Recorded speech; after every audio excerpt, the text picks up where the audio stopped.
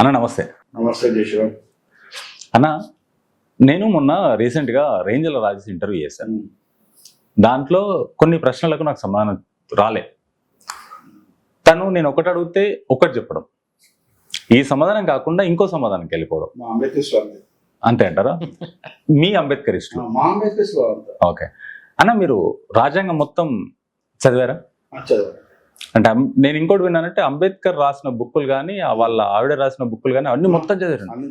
మొత్తం చదివారు. కానీ నాకు మెయిన్ ఒకటి ఇప్పటిదాకా తెలియని విషయం ఏంటంటే అంబేద్కర్ గారు సెకండ్ మ్యారేజ్ చేసుకున్నారు, బ్రాహ్మణ స్త్రీని. అయితే ఆ అమ్మాయిని ఓన్లీ 2-3 months బెడ్ మీద ఉండి పెళ్లి చేసుకొని తొందరగా చనిపోయింది అని చెప్పేసి మొన్న బెడ్ మీద హాస్పిటల్ అడ్మిట్ అయ్యి బెడ్ మీద ఉన్నప్పుడే హెల్త్ బాగాలేక ఆమె టేక్ కేర్ గా ఉంటది, అందుకే పెళ్లి చేసుకోవడం జరిగింది, లేకుంటే పెళ్లి చేసుకోవాల్సిన అవసరం లేదు తనకి. తర్వాత ఏం జరిగిందేమో చనిపోయాడు త్వరలోనే, ఆమె పెళ్లి చేసుకున్న త్వరలోనే చనిపోయాడు. అంబేద్కర్ స్టేజ్ అంటే అంబేద్కర్ ని హీరో చేయాలంటే మిగతా అందరినీ జీరో చేయాలి. ఓకే, ఎగ్జాక్ట్ వాళ్ళ ఆలోచన అంత మించి ఏముండదు. ఇప్పుడు ఈ చరిత్ర గురించి మనకు తెలియాలంటే సింపుల్ ఒకటి ఏంటంటే మై లైఫ్ విత్ అంబేద్కర్ అని చెప్పేసి సవితా అంబేద్కర్ గారు ఒక పుస్తకం రాశారు. ఆమె తన జీవితం ఎట్లా స్టార్ట్ అయింది, అంబేద్కర్ ఎట్లా పరిచయం అయ్యాడు, అంబేద్కర్ గారు ఆమెకు లవ్ ప్రపోజల్ ఏ విధంగా చేశారు. లవ్ ప్రపోజల్ లెటర్ ఇచ్చాడు ప్రేమికుడు. లవ్ లెటర్ ఇచ్చాడా నిజంగా? అవునండి. ఉందా ఇది? డిజైన్ రికార్డ్ అండి, బుక్ లో ఉంది. బుక్ లో ఉన్నది క్లియర్. చూడండి, okay my life with Ambedkar అని చెప్పేసి ఒక పుస్తకం ఉంటుంది.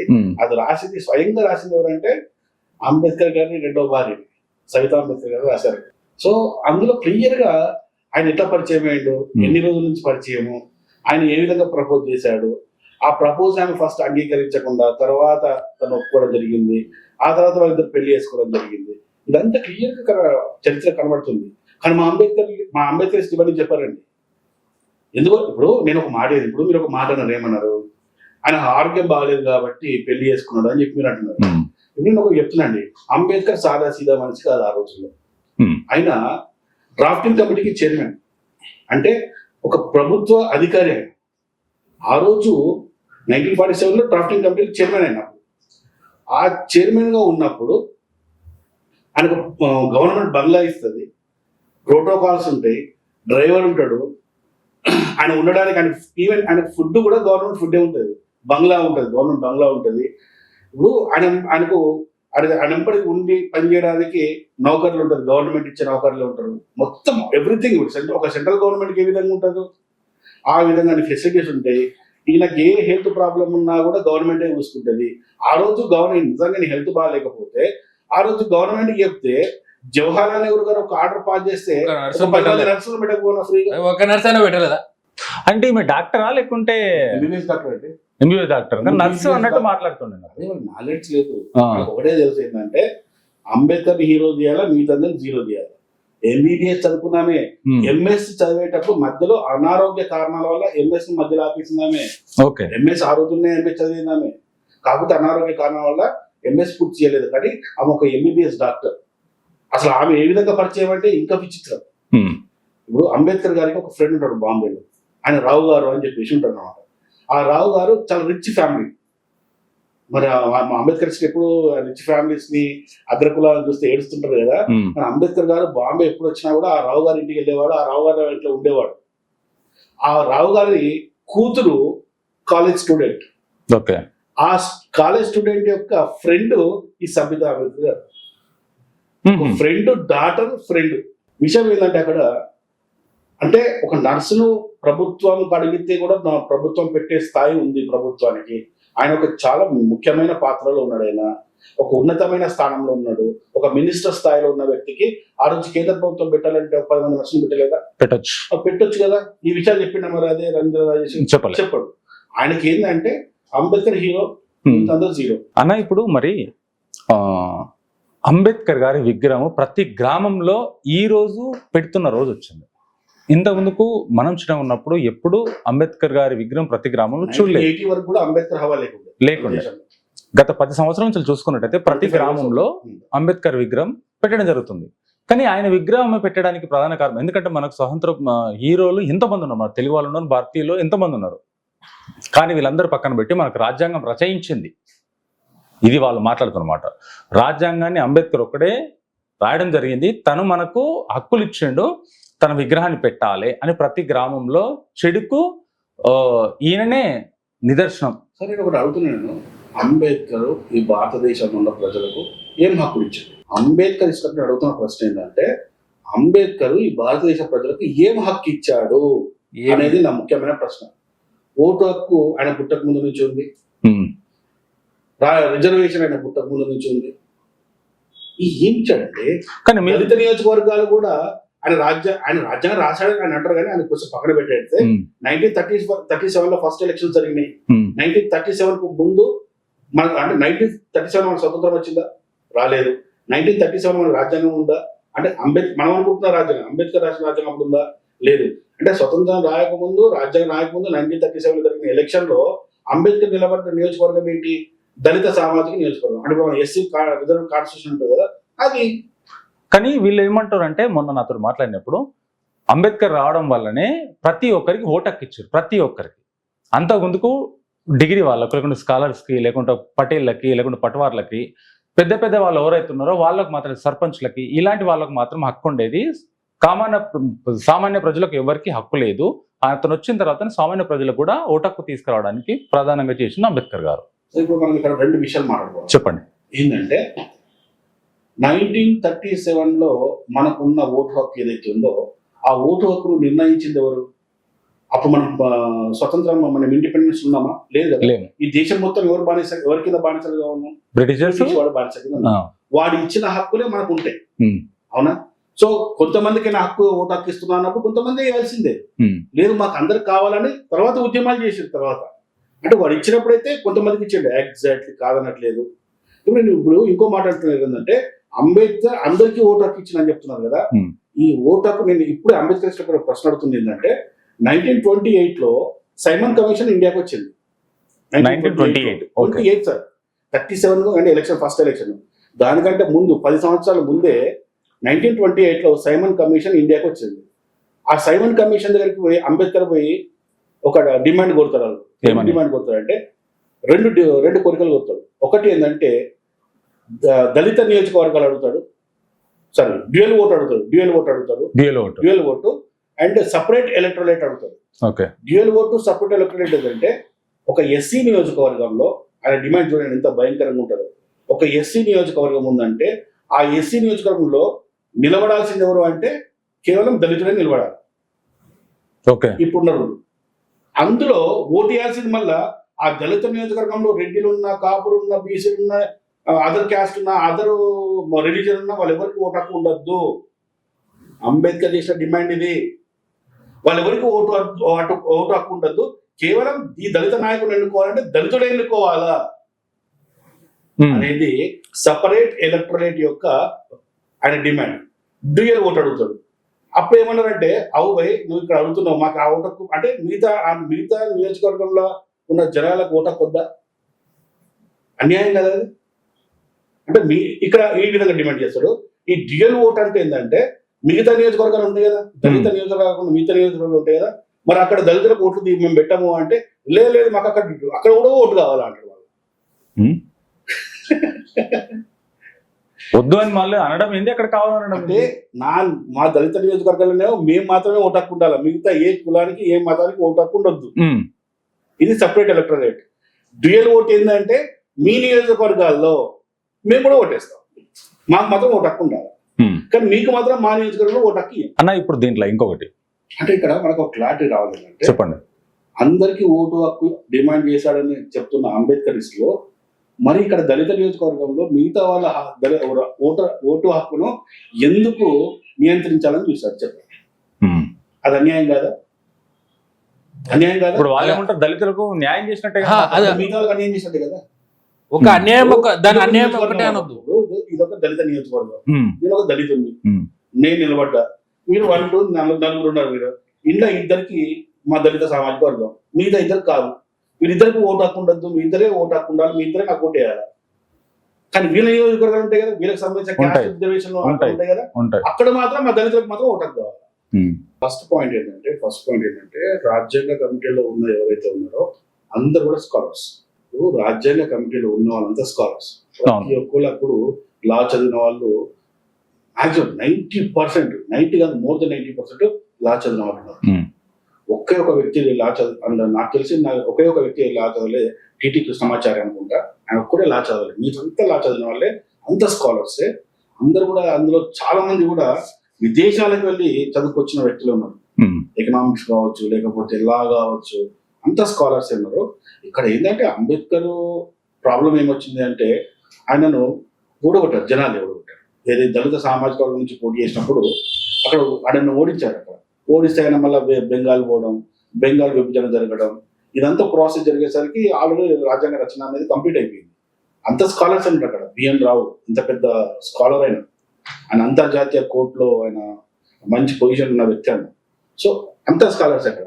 ఇప్పుడు గాంధీజీ కావచ్చు, గాంధీజీ కూడా లా చదివిండు సౌత్ ఆఫ్రికాలో. జవహర్లాల్ నెహ్రూ గారు కూడా బాగా చదివిన వ్యక్తి. సర్దార్ వల్లభాయ్ పటేల్, సుభాష్ చంద్రబోసు, ఎవరు లేరండి అక్కడ. లాస్ట్ కి ఏమైపోయిందంటే ఈయన ఎంట్రీ అయ్యేసరికి మొత్తం రాజ్యాంగ రచన అనేది కంప్లీట్ అయిపోయింది. రాజ్యాంగ రచన కంప్లీట్ అయిపోయింది.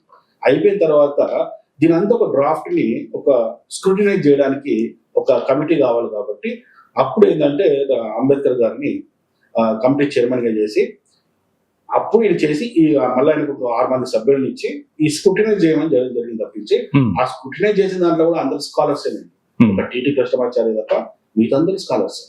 కానీ ఇప్పుడు ప్రతి గ్రామంలో విగ్రహం పెట్టడానికి ప్రధాన కారణం ఏమంటారు? ఓట్లు, ఆయన విగ్రహాలు పెట్టినంత మాత్రం ఓట్లు కుదరండి. అలా ఓట్లు కూర్చోదైతే రాజశేఖర్, మన జగన్మోహన్ రెడ్డి అక్కడ అంత పెద్ద విగ్రహం పెట్టినా ఓడిపోయిండు. కేసీఆర్ గారు అంత పెద్ద విగ్రహం తెలంగాణ కట్టినారు, ఓడిపోయిండు. విగ్రహం అనేది ఏంటంటే ఒక రాజకీయం అంతే. అది అంటే దళిత సామాజిక వర్గంలో ఉన్న దళిత సామాజిక వర్గాన్ని దగ్గర చేసుకోవడానికి రాజకీయ నాయకులు పెడుతున్న విగ్రహాలు తప్పించి దానివల్ల ప్రయోజనం కూడా ఏం లేదండి. ఎందుకంటే మనము అంబేద్కర్ విగ్రహాన్ని మనం చూసినప్పుడు మనకు నాకు కొన్ని ప్రశ్నలు ఎదుగుతుంటాయి. నాకు అంబేద్కర్ విగ్రహం చూడగానే నాకు ఏమనిపిస్తుంది అంటే ఈ దేశానికి స్వాతంత్రం అద్దన్న వ్యక్తి అంబేద్కర్, ఈ దేశానికి రాజ్యాంగం అద్దన్న అంబేద్కర్, ఆ వ్యక్తి చేతిలో రాజ్యాంగం పుస్తకం, ఈ దేశానికి రాజ్యాంగ కమిటీ వద్దన్న అంబేద్కర్. ఏంటి అసలు రాజ్యాంగం చరిత్ర? ఈ దేశానికి రాజ్యాంగం వద్దన్నాడు ఎప్పుడన్నా? ఏ విషయంలో? ఎప్పుడైతే 1946 లో రాజ్యాంగ కమిటీని ఏర్పాటు చేయాలని డిసైడ్ అయ్యారో అప్పుడు ఆయన ఏమన్నాడంటే ఈ దేశానికి ఫస్ట్ నుంచి కూడా ఆయన ఇండిపెండెంట్, మనకు స్వతంత్రం వద్దు అన్నాడు. అలాగే పెద్దలందరూ ఒక నిర్ణయానికి వచ్చింది ఏంటంటే 1946 లో ఒక రాజ్యాంగ కమిటీని వేసుకుందాం, కాన్స్టిట్యూషన్ అసెంబ్లీని తయారు చేసుకొని అందులో మెంబర్లుగా పెట్టుకొని రాజ్యాంగం రాసుకుందాము అంటే ఆ కాన్స్టిట్యూషన్ అసెంబ్లీని కూడా అడ్డుకున్నాడు ఆయన. మనకు వద్దు అన్నాడు. రాజ్యాంగ రచనను కూడా అడ్డుకున్నాడు ఆయన. అలాగే లేదు ఖచ్చితంగా కాన్స్టిట్యూషన్ అసెంబ్లీ పెట్టాల్సిందే అని చెప్పి పెద్దలందరూ నిర్ణయించుకున్నప్పుడు ఈయన ఒక ప్రపోజ్ చేశాడు. ఏమిటి ఆ ప్రపోజ్ అంటే ఈ కాన్స్టిట్యూషన్ అసెంబ్లీకి చైర్మన్ ఎవరినైతే పెడతామో అది లండన్ నుంచి ఎవరినన్నా స్కాలర్ని పెట్టాలి, లేదా అమెరికా నుంచి ఎవరినన్నా ఒక లాలో స్కాలర్ని పెట్టాలి అని చెప్పి ఈయన డిమాండ్ చేస్తే అప్పుడు మన వాళ్ళు అన్నారు మన దగ్గర స్కాలర్స్ తక్కువైనరా, మన దగ్గర స్కాలర్స్ లేరా, మన దగ్గర మన రాజ్యాంగం మన రాసుకోవడానికి మళ్ళీ విదేశీయులు ఎందుకు మనకు, నువ్వు ఎంతసేపు బ్రిటిష్ వాళ్ళతోనే ఉంటావు, నువ్వు మాకు బ్రిటిష్ అవసరం లేదు, మన ఇండియన్సే ఉంటారు మన దాంట్లో, ఆ రాజ్యాంగ సభలో కూడా ఇండియన్సే ఉంటారు అని చెప్పి అందరూ ఇండియన్సే ఉండి రాసుకున్నాం. బాబు రాజేంద్ర ప్రసాద్ గారిని చైర్మన్ చేసుకొని, బాబు రాజేంద్ర ప్రసాద్ కూడా మంచి స్కాలర్, ఆయన పెట్టుకొని ఆయన అధ్యక్షతన బిఎన్ రావు గారిని పెట్టుకొని రాజ్యాంగాన్ని కమిటీలు వేసుకొని రాజ్యాంగం రాసుకున్నాం మనం. ఇన్ని కమిటీలు ఇంత పెద్దవాళ్ళు రాసిన స్కాలర్స్ రాసిన తర్వాత రాజ్యాంగం వద్దు అని చెప్పేసి ప్రపోజల్ ఈయన ఎవరికి పార్లమెంట్ లో పెట్టడం జరిగిందా? ఎంత కూడా ముందు జరిగిన విషయాలు. 1946 లో ఈ ప్రాసెస్ జరగక ముందు ఈయన పెట్టిన డిమాండ్స్ అన్నమాట. మనకు అంటే స్వతంత్రం అయితే వద్దని మొదటి నుంచి చెప్తున్నాడు. ఎప్పుడు సైమన్ కమిషన్ 1928 లో భారతదేశానికి వచ్చినప్పుడు దేశంలో ఉన్న అందరు గో బ్యాక్ సైమన్ అని చెప్పేసి సైమన్ కమిషన్ వ్యతిరేకించారు. ఈయన కింద ఉన్న పెరియార్ వెల్కమ్ సైమన్ అని చెప్పేసి అన్నారు. ఎందుకంటే వీళ్ళ డిమాండ్ ఏంటి అంటే ఈయనకు సపరేట్ ఓటు కావాలని చెప్పేసి, డ్యూయల్ ఓటు కావాలని చెప్పేసి ఈయనది. కింద పెరియార్ ఆలోచన ఏంటంటే దక్షిణ భారతదేశం అనేది ద్రవిడస్థాన్, ఇది మాకు సపరేట్ దేశం కావాలని ఆయనది. జిన్నా ఏమో మేము ముస్లిమ్స్, మాకు పాకిస్తాన్ కావాలని ఆయన డిమాండ్. అంబేద్కర్ ఏంటంటే దళిత సామాజిక వర్గానికి నాయకుడు, మా దళితులకు సపోర్ట్ గా మాకు దేశం కావాలా, దానికి దళితస్థాన్ లేదా హరిజస్థాన్ అనే పేరు పెట్టుకుంటామని చెప్పి ఆయన డిమాండ్. అసలు నిజం చెప్పాలంటే గాంధీ గారిని వీళ్ళందరూ ఆయన స్వతంత్రం కోసం పోరాడాలా, బ్రిటిష్ వాడి మీద పోరాడాలా, వీరు చేస్తున్న కుట్రలను తట్టుకొని దేశాన్ని కాపాడాలా అర్థం కాలేదు.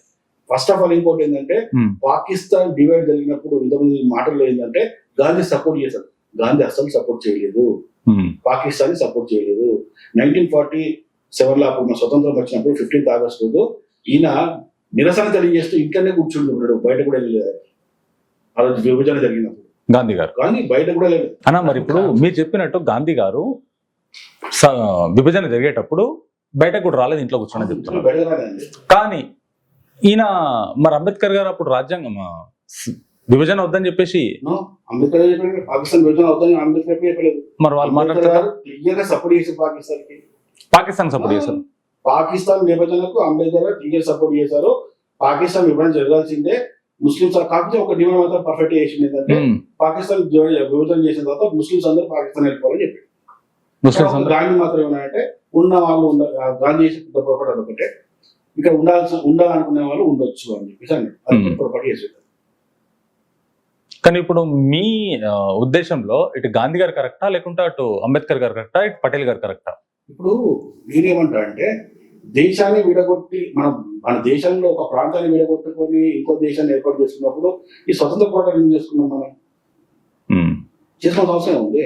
రేపు ఇది ఇప్పుడున్న భారతదేశంలో రేపు నార్త్ ఈస్ట్ ఒకటి పోతుంది, నార్త్ ఈస్ట్ లో 7 sisters ఉంది, అది కూడా పోతుంది. రేపు వెస్ట్ బెంగాల్ కూడా ఇంకో వెస్ట్ బెంగాల్ కూడా మేము బంగ్లాదేశ్ కలుస్తా ఉంటాడు, రేపు కేరళ వాడి ఇంకెక్కడ కలుస్తా అంటాడు. ఆల్రెడీ దక్షిణ ద్రవిడ ఉద్యమం ఆల్రెడీ నడుస్తున్నది. ఆల్రెడీ గుంటూరు విజయవాడలో క్రైస్తవులు ఆల్రెడీ ధర్నాలు చేస్తున్నారు. మాకు సపరేట్ దేశం, మా క్రైస్తవులందరి కోసం సపరేట్ దేశం అని. ఇలా ఎవరికి పడితే వాడికి దేశాలు ఇచ్చుకుంటూ పోతే రేపు మన పరిస్థితి ఏంది? నేపాల్ బాయే, భూటాన్ బాయే, ఇవన్నీ మనయే కదా, ఇవన్నీ మనయే కదా, ఆఫ్ఘనిస్తాన్ బాయే, అన్ని మనయే కదా. రేపు ఈ దేశంలో ఉన్న ప్లేస్ కూడా డివైడ్ అయిపోతే అంతేందుకు పక్క రాష్ట్రంలో ఏమైంది? ఇప్పుడు ఆంధ్రప్రదేశ్లో ఏమైంది? క్రిస్టియానిటీ బాగా హెవీగా అయిపోయింది. క్రిస్టియానిటీ ఇప్పుడు అక్కడ ఏమంటున్నారు, వాళ్ళు హిందువుల గుళ్ళ మీద దాడులు జరుగుతున్నాయి అక్కడ. వాళ్ళు కూడా రేపు ఇంకో డిమాండ్ చేస్తారు. ఆల్రెడీ చేశారు కదా గుంటూరులో, విజయవాడలో. అవును, ఇవి జరుగుతున్నాయి. ఇవి వాళ్ళ గుడి మీద వీళ్ళు చర్చ్ మీద వాళ్ళు, ఇది జరుగుతూనే ఉన్నాయి అనుకోండి. ఆంధ్రప్రదేశ్లో జరిగే రాజకీయం ఇది, దీన్ని పక్కన పెట్టుకుందాం. కానీ ఇప్పుడు నేను మిమ్మల్ని అడిగాను, ఇప్పుడు నేను విన్నాను ఎలాగంటే మొట్టమొదటిసారిగా మనకు ప్రధానమంత్రి కావాల్సింది పటేల్ గారు. వాస్తవం. అసలు ఏం జరిగింది? కుట్ర ఎక్కడ జరిగింది? దీని కుట్రకు ప్రధాన కారణం ఎవరంటారు? కుట్ర అంటే ఇప్పుడు అక్కడ జవహర్లాల్ నెహ్రూకి ప్రధానమంత్రి కావాలనేది మొదటి నుంచి ఇది జగమెరిగిన సత్యం, అందరూ తెలిసిన విషయం. అవసరమైతే పాకిస్తాన్ విడగొట్టి జిన్నా ఆయన పోటీ, ఈ దేశానికి ప్రధానమంత్రి కావాలనేది జిన్నా కూడా పోటీ పడుతున్నారు. ఆయన ఈ కుట్రలో ఏంటంటే అవసరమైతే పాకిస్తాన్ డివైడ్ చేసేసామంటే ఈయన పాకిస్తాన్ వెళ్ళిపోతాడు, ఈ దేశానికి ప్రధానమంత్రి కావాలనేది నెహ్రూ గారి కుట్ర. అది అందరూ తెలిసిన విషయమే. అప్పుడు ఏం చేశారంటే అప్పుడు కాంగ్రెస్ పార్టీలో ఉన్న అందరూ కలిసి ఒక ఎలక్షన్ చేసుకున్నారు అనమాట. ఇంటర్నల్ ఒక ఎలక్షన్ జరిగింది. నెక్స్ట్ ప్రధానమంత్రి ఎవరు కావాలి అంటే అందులో అభ్యర్థులు ఎవరు ఉన్నాయంటే ఒక 4-5 అభ్యర్థులు నిలబడతారు. అందులో లేడీస్ ఉంటారు, సరోజినీ నాయుడు అనుకుంటే ఆమె ఎవరో పేరు కట్టి గుర్తులేదు నాకు, ఎవరో ఒక లేడీ కూడా నిలబడుతుంది ఏది ప్రధాన అభ్యర్థి కోసం.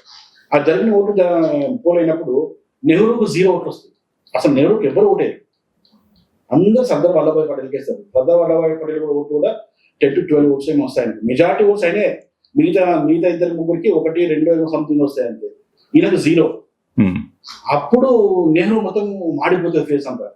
అప్పుడు మళ్ళా నెహ్రూ గాంధీతో మాట్లాడి గాంధీ మళ్ళా సర్దార్ వల్లభాయ్ పటేల్ గారిని కూర్చోబెట్టి సంజాయించి ఆయన ఏం ఆర్గ్యుమెంట్ కూడా చేయడు పాపం. ఓకే అని గాంధీ గారు ఎట్లా చెప్తే అట్లా అని చెప్తాడు. ప్రధానమంత్రి నెహ్రూకి ఇచ్చేస్తాడు, ఈయన హోంశాఖ తీసుకుంటాడు. మన ప్రజాస్వామ్యం యొక్క మొదటి కుట్ర ఆ రోజే జరిగింది. ఆ రోజే జరిగింది. కానీ ఇప్పుడు మనం చిన్నప్పటి బుక్లు ఆల్రెడీ చదువుకుని ఇప్పుడు రాబోయే కొద్ది రోజులు చేంజ్ అవుతున్నాయి. ఆ రోజుల్లో కూడా మనకు ప్రభుత్వం ఏర్పడిన తర్వాత కూడా మొత్తం ఇప్పుడు కాంగ్రెస్ కూడా ముస్లింస్ కి బాగా ప్రాధాన్యత ఇచ్చింది, బాగా విపరీతమైన ప్రాధాన్యత. అందుకే వాళ్ళకి భారతదేశంలో ఉన్నప్పుడు వాళ్ళకి ఏం చేశారంటే లా బోర్డ్ అని వాళ్ళకి సపరేట్ గా వర్క్ బోర్డ్ అని చెప్పేసి ఇలాంటివన్నీ కూడా అప్పుడు వచ్చినాయి అన్నమాట. అంటే వాళ్ళను రక్షించడం కోసము హిందువుల మీద అంటే హిందువులకు దోచైనా సరే కానీ వాళ్ళను మైనారిటీస్ వాళ్ళను మనం ఎక్కువ ప్రేమతో చూడాలని చెప్పేసి అది ఆ ఉద్దేశంతో చేసిన పనులలో చాలా దేశం నష్టపోయింది. ఏ రోజైతే ఈ చరిత్రలో మన పాఠాలు కూడా అన్ని కూడా ఏంటి అంటే అక్బరు బాబరు వాడు వీడు గిల్జీలు వాడు వీడు కనబడతాడు తప్ప ఈ దేశం కోసం పోరాడి ఇప్పుడు ఈ ముస్లిం అంతా ఎక్కడ వచ్చిందండి? ఫస్ట్ నుంచి భారతదేశం లేదు, క్రిస్టియన్ కూడా ఈ దేశంలో లేదు. 1500 సంవత్సరాల క్రితం ముందు పోతే అసలు ముస్లిం మతం లేదు, 2000 సంవత్సరాల క్రితం పోతే యేసు లేడు, ఈ ఇద్దరు దేవుళ్ళు లేరు అంటే అలా మతాలు కూడా లేవు. సో ఆ తర్వాత ఆ మతాలు పుట్టడము, తర్వాత మన దేశం మీద దండయాత్ర రావడం జరిగింది. అప్పుడు మనం వాళ్ళ మీద పోరాటం చేశాం కాబట్టి పోరాటం చేసినవి ఏది కూడా చెప్పరు. మనం ఎంతసేపు వాడు 15-16 సార్లు దండయాత్ర చేసి వచ్చి మన మీద చూసినా వాడిలాగా పట్టుదలతో ఉండాలి. ఎవరు ఏం మాట్లాడుతున్నారు? వాడిలాగా పట్టుదలేదు, వాడు మన దేశానికి దండయాత్ర చేసిందా? వాడిని రాని 16 సార్లు వచ్చిన దండయాత్ర చేస్తే కూడా మనం తరిమి పంపినాం కదా, వాళ్ళని ఎగ్జాంపుల్ చెప్పండి మాకు. 17వ సారి కూడా వాడు కుట్రతో వచ్చిండు, గోమాతను అడ్డు పెట్టుకుని వచ్చిండు, వాడు మోసగాడు. వాళ్ళు ఈ దేశాన్ని దోచుకోవడానికి వచ్చిండ్రు, ఈ దేశాన్ని దండయాత్ర చేసింది దేశం మీద. ఇక్కడ ఉన్న ఆస్తిని కొల్లగొట్టుకోవడం పోయిండు వీళ్ళు. వాళ్ళకి మన ఏ లెసన్ చూసినా చూడండి, మనం పుస్తకాలు చూసినప్పుడు కూడా ప్రపంచంలోని 7 వింతలు 8 వింతలు అంటారు, అందులో ఆగ్రా ఉంది అంటారు. ఇది తాజ్మహల్. ఏముంది తాజ్మహల్? సో ఇప్పుడు తాజ్మహల్ ఏం సింబల్ అంటే మన టెంపుల్స్ లేవా? మన టెంపుల్స్ అసలు కొన్ని టెంపుల్స్ ఉన్నాయితే అసలు ఇప్పటికీ మనం ఆ టెంపుల్స్ మనం బిల్డ్ చేయలేము. మనం రామప్ప టెంపుల్ తీసుకోండి, ఎగ్జాక్ట్లీ ఇప్పుడు బిల్డ్ చేయలేము, అసాధ్యము. అలాంటి తాజ్మహల్ 100 కట్టచ్చు.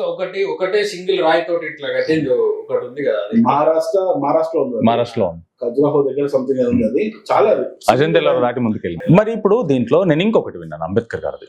అంటే వీళ్ళు స్టేజ్ పైన రకరకాలుగా చెప్తుంటారు, అంబేద్కర్ మైక్ ఇచ్చిరంటే చంపేస్తారండి బాబు, అట్లా అంటారా? అయితే మా అంబేద్కర్ గారు 50,000 పుస్తకాలు చదివారు. చదివి నిజంగా వాళ్ళు తెలిసి అంటారు, తెలియక అంటారు. ఎందుకంటే వాళ్ళందరూ స్టేజ్ మీద మాట్లాడినప్పుడు కొంత వందల మంది జనాలు కూర్చొని ఉంటారు కాబట్టి ఈ రోజు దానికి అపోజిషన్ ఏం మాట్లాడతారు. లండన్ లో యూనివర్సిటీలో లేదా కొలంబో యూనివర్సిటీ యూఎస్ ఏదో యూనివర్సిటీ పేరు చెప్తారు, చెప్పేసి అన్ని 50,000 పుస్తకాలు ఉన్నాయి. అవన్నీ అసలు అమెరికాలో అంబేద్కర్ ఉన్న సంవత్సరం ఏంటి సార్? 5 సంవత్సరాలు, 4.5 years to 5 years. 1913లో పోయింది సార్, 1913లో పోయిండు, 1960లో లండన్ వెళ్ళిపోయిండు. 13, 14, 15, 16 4 సంవత్సరాలు 50,000 పుస్తకాలు ఎవరు చదవబెట్టాడు? అంటే రోజుకు 32 పుస్తకాలు చదవాలి. ఒక్కొక్క పుస్తకం 1000 పేజీలు ఉంటుంది. రోజుకు 32 పుస్తకాలు చదువుతాడు. ఒకప్పుడు 1000 పేజీలు ఉండే, అంటే ఒక పుస్తకం మెడికల్ అవుతుంది. ఇంపాసిబుల్. అది పొద్దున్న లేవాలా, పడుకోవాలా, పొద్దున్న లేవాలా, కడుక్కోవాలా, కృత్యాలు చేసుకోవాలా, తినాలా, కాలేజ్ పోవాలా, కాలేజ్ ఎందుకు పోయినా రీసెర్చ్ చేయాలా, ఈ రీసెర్చ్ సంబంధించిన పనులు చేసుకోవాలా, తర్వాత వీటి మీద పడాలని. మరి లండన్ లో కూడా ఉన్నాడు కదా, అమెరికా 4 సంవత్సరాలు, లండన్ లో 3 సంవత్సరాలు, 7 సంవత్సరాలు చదివి ఉండొచ్చు కదా. లేదంటారా? అమెరికా అయిపోయింది, క్లోజ్, చాప్టర్ క్లోజ్. నెక్స్ట్ ఎక్కడ పోయింది? లండన్. 2017లో లండన్ లో ఉన్నాడు, 16లో వెళ్ళిండు, 17లో మళ్ళీ ఇండియా వచ్చి మళ్ళీ 20లో వెళ్ళిండు, 20, 21, 22, 23లో మళ్ళీ రిటర్న్ వచ్చిండు, మళ్ళీ 4 సంవత్సరాలు. అంటే అప్పుడు 1 సంవత్సరము, ఇప్పుడు 3 సంవత్సరాలు. ఎన్నైనా 4 సంవత్సరాలు అయింది. ఈడైనా 50,000 పుస్తకాలు ఎట్లా చదువుతారు సార్? సాధ్యమేనా? 4 సంవత్సరాల్లో 50,000 పుస్తకాలు చదవాలంటే రోజుకు 30 పుస్తకాలు చదవాలి. ఏం మనిషి సార్ రోజుకు 30 పుస్తకాలు చదువుతారు? అంటే ఒక 1000 పేజీలు అనుకోండి, 30 into 1000 అంటే 30,000 పేజీలు. రోజుకు 30,000 పేజీలు చదివి మొన్నవాడు ఎవడ ఉన్నాడా? అంటే ఉన్నారు సార్. రోబో సినిమా ఉంది, శంకర్ సినిమా, అదైతే. ఓకే, ఇంకోటి నేను ఈయనని అడిగాను, రాజేష్ గారిని అడిగా, ఇంకా వేరే వాళ్ళని అడిగా, కానీ నేను ముందుకు ఇంటర్వ్యూకి వచ్చింది రేంజల్ రాజేష్ ఒకడు. అంబేద్కర్ గారు డిగ్రీలు ఎన్ని? స్టేజ్ మీద మాట్లాడింది 32 డిగ్రీలు అని మాట్లాడినావు, నిజంగా డిగ్రీలు ఎన్ని ఉన్నాయి? ఇదే క్వశ్చన్ అడిగాను. ఆ డిగ్రీలు దాని పేరు మీరు కూడా వీడియో చేశారు, నా వీడియో పైన.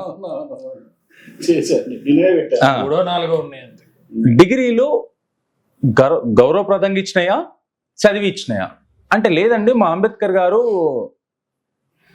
దానికి సమాధానం అని మీరన్నా చెప్పగలరా దానికి?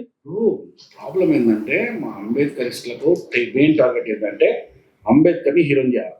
ఓకే, ఏమైనా సరే ఎవరిని జీరో చేసినా పర్వాలేదు, అంబేద్కర్ని హీరో చేయాలి, సూపర్ స్టార్ చేయాలి.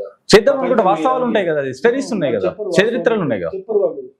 ఎవరు సార్ ఇంతవరకు అంబేద్కర్ 60 డిగ్రీలు ఉందంటే ప్రతి ఒక్కరు 70 సంవత్సరాలు నమ్మినాం. ఇవాళ అడుగుతున్నాం ప్రశ్నలు. ఈ 70 సంవత్సరాలు ఎందుకు అడగలే? ఈ 70 సంవత్సరాలుగా ఎవడు భారత రాజ్యాంగాన్ని అంబేద్కర్ రాయాలని చెప్పి ఎందుకు అడగలేదు? ఇవాళ అడుగుతున్నాం మనం. అరే అంబేద్కర్ రాజ్యాంగం వద్దండి అని చెప్పి ఇవాళ అడుగుతున్నాం. ఎందుకంటే ఇవాళ మన పుస్తకాలు చదువుతున్నాం కాబట్టి. ఇంతకాలం ఎందుకు అడగలేదు అంటే నమ్మినాం మనము. ఇప్పుడు డిగ్రీలు ఉన్నాయి. ఇప్పుడు మనకి ప్రాబ్లం ఏంటంటే చదువుకునే డిగ్రీలకు గౌరవంగా ఇచ్చే డిగ్రీలకు తేడా తెలియకపోవడం. ఓకే, మనం కాలేజ్కి వెళ్తాం, ఏం చదువుకున్నాం అంటే నేను పీజీ చేసినా అంటావు. ఎక్కడ చేసినావు అంటే పలానా యూనివర్సిటీలో పలానా కాలేజీలో చదువుకున్నా అని చెప్తావు. చదువుకున్నావు నువ్వు అక్కడికి వెళ్ళి, అర్థమైందా? అదే నేను ఒక సామాజిక సేవ చేసిన, ఏదో యూనివర్సిటీకి నచ్చింది.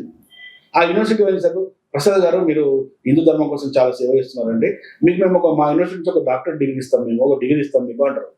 తీసుకున్నా, అది నేను చదివినట్ట కాదు. ఆ కాన్సెప్ట్ వాళ్ళకి అర్థం కాదు. ఆ కాన్సెప్ట్ వాళ్ళకి అసలు అర్థం కాదు. మన దగ్గర మన ఉస్మానియా యూనివర్సిటీ అంబేద్కర్ గారికి ఒక డాక్టర్ డిగ్రీ ఇచ్చింది. అంటే ఇప్పుడు అంబేద్కర్ గారు ఉస్మానియా యూనివర్సిటీలో వెళ్ళి హాస్టల్లో ఉండి చదువుకున్నాడా? గౌరవంగా ఇచ్చిన డాక్టర్ డిగ్రీ అది.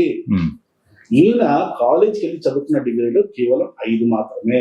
ఏంటంటే ఎంఏ, ఓకే, ఎంఏ ఒకటి వేసిండు, పిహెచ్డి ఒకటి ఢిల్లీ, అది ఎంఏ కూడా యుఎస్లో చేశారు, అక్కడ పిహెచ్డి ఒకటి. దాని తర్వాత లండన్ వచ్చారు, యూకే వచ్చారు, యూకేలో ఒకటి ఎంఎస్సి ఒకటి చేశారు, డిఎస్సి ఒకటి చేశారు, మళ్ళీ ఒక పిహెచ్డి, ఎంఎస్సి డిఎస్సి లా చేశారు. 5 కానీ చదువుకున్న డిగ్రీలు. కాలేజ్లో వెళ్ళి చదువుకున్న డిగ్రీలు 5. నేనేమంటానంటే ఇంటికి డిగ్రీ పీకేయాలి. ఎందుకు తీసేయాలంటే ఇక్కడ ఒక లాజిక్ ఉంది, చెప్పండి. చాలా మంచి లాజిక్, ఇంతవరకు ఎవరికి తెలియదు. చెప్పండి. నేను ఆల్రెడీ వీడియో పెట్టా. అయితే ఇది ఏం చేశాడంటే అమెరికాలో ఉన్నప్పుడు పిహెచ్డి కోసం ఒక థీసిస్ రాశాడు అనమాట. టీసీ ట్రాన్స్ఫర్ సర్టిఫికేట్ కాదు. నేను అడిగా థీసిస్ అని, నేను చదివాను అది థీసిస్. అప్పుడు ఏంటంటే మనం డాక్టర్ డిగ్రీ రావాలంటే ఒక థీసిస్ సబ్మిట్ చేయాలి. ఆ థీసిస్ ఏదైతే సబ్మిట్ చేశాడో, అమెరికాలో ఏదైతే థీసిస్ సబ్మిట్ చేశాడో అదే థీసిస్ ని టైటిల్ చేంజ్ చేసి దానికి టైటిల్ చేంజ్ చేసి లండన్ లో ఎంఎస్సి పట్టా కోసం ఒక థీసిస్ ని సబ్మిట్ చేస్తారు. అమెరికాలో ఇచ్చిన థీసిస్ ఏదైతే ఉందో దాని పేరు మార్చి లండన్ లో ఎంఎస్సి అనే డిగ్రీ కోసము ఒక థీసిస్ ని సబ్మిట్ చేస్తారు. థీసిస్ సేమ్, టైటిల్ చేంజ్, ఇక్కడ ఇంకో డిగ్రీ, సేమ్ థీసిస్ తోని 2 టైటిళ్లతోని 2 డిగ్రీలు తీసుకున్నాను. ఎథికల్ గా తప్పు కాబట్టి ఒక డిగ్రీతోని ఒక థీసిస్ తోని 2 డిగ్రీలు తీసుకోవడం తప్పు కాబట్టి ఈ చేసిన పొరపాట అది ఏం జరిగిందో మనకు తెలియదు. ఆయన వాంటెడ్ చేసిండా పొరపాటు చేసిండా నాకు తెలియదు. అది కానీ ఒకే థీసిస్ తో 2 డిగ్రీలు వచ్చినాయి కాబట్టి ఈ 2 డిగ్రీలు క్యాన్సిల్ చేయాలి ఎథికల్ గా. 5 డిగ్రీలు 2 పోతే మిగిలినాయి 3. ఆయన చదువుకున్న డిగ్రీలు 3. మిగతా ఏమైనా డిగ్రీలు ఉంటే అవి గౌరవంగా యూనివర్సిటీలు ఇచ్చిన సర్టిఫికేట్లు. అది అర్థం చేసుకుంటే బాగుంటుంది. అంటే ఏ ఇయర్ అన్నది 1913 నుంచి 1913 నుంచి 1923 మధ్య జరిగిన ఎడ్యుకేషన్ అన్నమాట. 1913 నుండి 1923 వరకు జరిగిన ప్రాసెస్. ఇందులో ఒక్కటి మాత్రం అమెరికాలో పిహెచ్డి వచ్చింది కదా, అది 1927 వచ్చింది. అది కూడా ఆయన ఇండియాలో ఉన్నప్పుడు అమెరికాలో డిక్లేర్ చేశారు. ఏది పిహెచ్డి. లండన్ లో ఎన్ని, అమెరికాలో ఎన్ని డిగ్రీ? అమెరికాలో లండన్ లో ఎంఎస్సి అనేది ఒక డిగ్రీ ఒకటి, లా ఒకటి, మన డిఎస్సి అని ఒకటి, అది పిహెచ్డి పట్ట అన్నమాట. 3 లండన్ లో, 3 అమెరికాలో ఎంఏ పిహెచ్డి ఒకటి, 2. లండన్ లో ఎన్ని సంవత్సరాలు ఉన్నాడు? Nearly 4 years. 13, 14, 15, 16 4 సంవత్సరాలు. అమెరికాలో 17 ఒకటి. అమెరికాలో ఇప్పుడు చెప్పింది 13, 14, 15, 16 అమెరికా ఫస్ట్ పోయింది. అమెరికా ఓకే, లండన్ పోయి ఫస్ట్. 1913లో ఫస్ట్ పోయింది అమెరికా. 13, 14, 15, 16 4 సంవత్సరాలు. ఈ 16లో లండన్ వచ్చేసిండు. 17 వాపస్ వెళ్ళిండు మళ్ళీ ఇండియా. ఎందుకు పోయిండు అంటే మళ్ళీ ఇక్కడ కూడా కుట్ర ఉంటుంది మా వాళ్ళు. చెప్పండి. ఇక్కడ ఏం కుట్ర అంటే నిన్న మీ ఇంటర్వ్యూ నేను కూడా చూశాను. ఆయన స్కాలర్షిప్ ని ఆయన మోసం చేశారు, ఆయన స్కాలర్షిప్ ఇవ్వలేదు అని చెప్పేసి మాట్లాడండి. రాంగ్ అండి. ఇది ఎంత దరిద్రుడు అంటే వీడు ఏదన్నా చేయండి, ఆడు ఏదవా మా అంబేద్కర్ గొప్ప అంతే. సరే, అసలు అంబేద్కర్ కి ఆ రోజు మహారాజ్కి బరోడా మహారాజ్కి జరిగిన అగ్రిమెంట్ ఏంటండి? 3 సంవత్సరాల ఎడ్యుకేషన్, నువ్వు పీజీ పిహెచ్డి చేస్తావా, పీజీ పిహెచ్డి చేసుకో, 3 లేదా 4 సంవత్సరాల అగ్రిమెంట్ అంతే. చేసుకుని వచ్చి ఏం చేయాలి తెలుసా? ఆయన విజ్ఞానాన్ని దేశానికి మంచిది కాదు అక్కడ అగ్రిమెంట్. నా ఆస్థానంలో నువ్వు పనిచేయాలి, ఎంప్లాయీగా పనిచేయాలి, కొన్ని సంవత్సరాల వరకు పనిచేసిన తర్వాత వెళ్ళిపోతాడు. ఎందుకంటే నేను స్పాన్సర్ చేశాను కాబట్టి నా ఆస్థాన జనాల కోసం నువ్వు పనిచేయాలి. నువ్వు 3 సంవత్సరాలు పోతావా, 4 సంవత్సరాలు పోతావు, 3 సంవత్సరాలు 4 సంవత్సరాలు కదా, అంతే అగ్రిమెంట్. అంతే, 3 సంవత్సరాలు 4 సంవత్సరాలు అగ్రిమెంట్ ఉంది. అది అయిపోయిన తర్వాత డైరెక్ట్ వచ్చేసాడు ఆయన. ఈయనేం చేసింది తెలుసా? 4 సంవత్సరాలు ఉండి 16వ సంవత్సరంలో అమెరికా నుంచి డైరెక్ట్ లండన్ వెళ్ళిపోయాడు. ఇండియాకి రాలే. డైరెక్ట్ లండన్ వెళ్ళిపోయి లండన్ లో లా అప్లై చేసిండు, పీజీకి పిహెచ్డి చేస్తా అని చెప్పేసి అప్లై చేసిండు, ఎంఎస్సీకి అప్లై చేసిండు, పిహెచ్డి కూడా చేస్తాను ప్లాన్ ఉండే. అప్పుడు ఏం చేసినంటే బరోడా వాళ్ళు, నువ్వు ఇండియాకి రాకుండా నువ్వు డైరెక్ట్ అడ్మిట్ అయిపోతావు, నువ్వు రూల్స్ ప్రకారం నువ్వు ఇక్కడికి రావాలి, చదువుకోవాలనుకుంటే నువ్వు ఇక్కడికి రా, వచ్చి మళ్ళీ మహారాజు గారితో ఒక లెటర్ రాస్తావా, రిక్వెస్ట్ చేస్తావా, ఏం చేసుకుంటా ఫార్మాలిటీ చేసుకో, మళ్ళీ పో, అంతే కదా. స్కాలర్షిప్ అలాగే ఉంటుంది సార్, అలాగే ఉంటుంది. రాకుండా ఆయన అటు చట్ట వెళ్ళిపోయి నాకు స్కాలర్షిప్ పంపించాలంటే అక్కడ కాదు, నువ్వు ముందు రా అని చెప్పాడు. లండన్ లో 3 సంవత్సరాలు, లండన్ లో 20, 1920, 21, 22, 23 వాపస్ 23. అంటే అమెరికా లండన్ కలిసి 7 సంవత్సరాలు అనుకుందామా? 7 సంవత్సరాలు అనుకుందామా? టోటల్ 8 వేసుకోండి. Total 8 years. 8 ఇయర్స్ లో ఎన్ని డిగ్రీ సంపాదించవచ్చు మామూలుగా మనమైతే? మామూలుగా జనరల్ అయితే 8 ఇయర్స్ లో పిహెచ్డి, ఒక పీజీ, ఒక లా చేస్తే సరిపోతుంది. 3 సరిపోతుంది. 3కి లా 3 సంవత్సరాలు, అవును, పీజీ 2 సంవత్సరాలు, పిహెచ్డి అంటే 3, 2, 5 అయిపోయింది.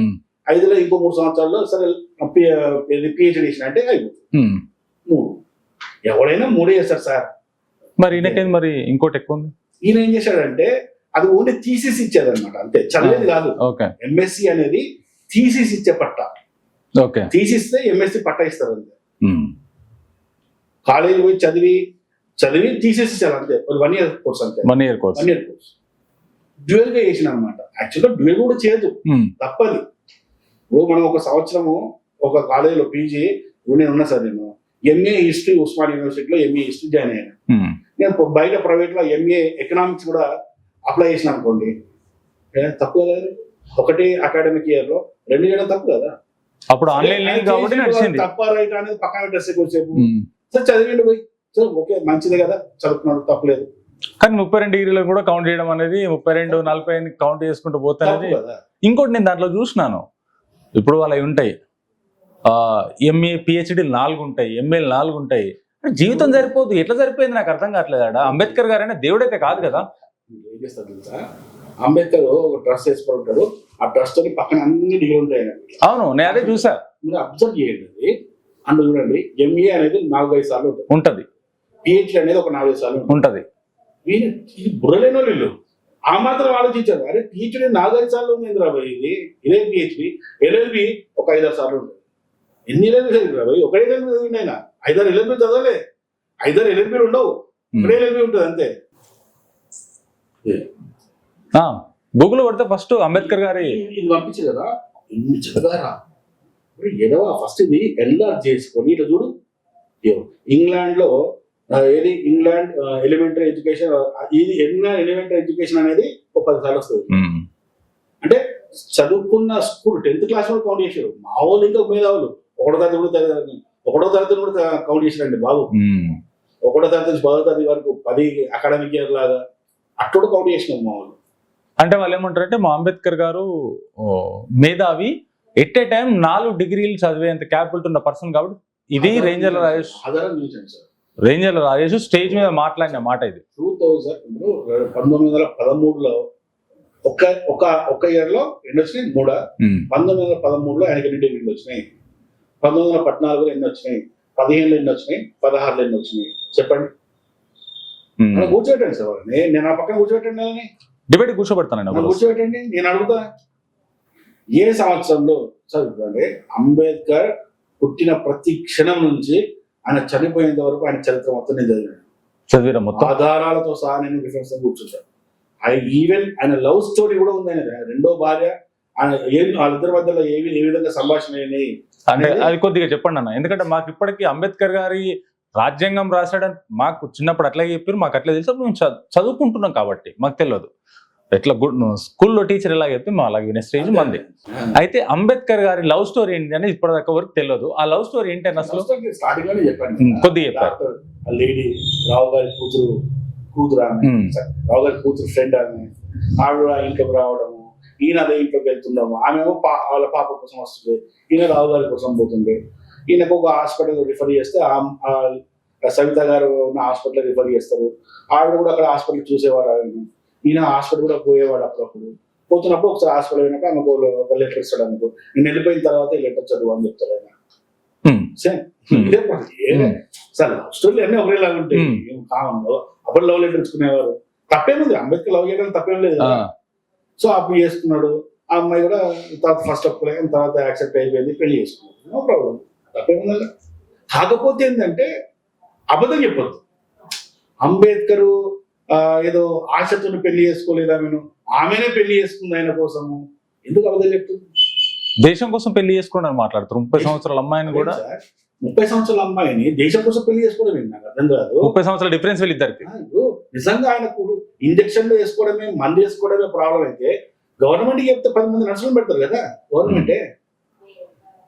వాటిని ఏమంటారు, గ్లూకోజా, వాటిని ఏమంటారు, సెలైన్ బాటిల్ పట్టుకుని తిరుగుతుంది కదా అవసరం అయితే పక్కన ఉండే.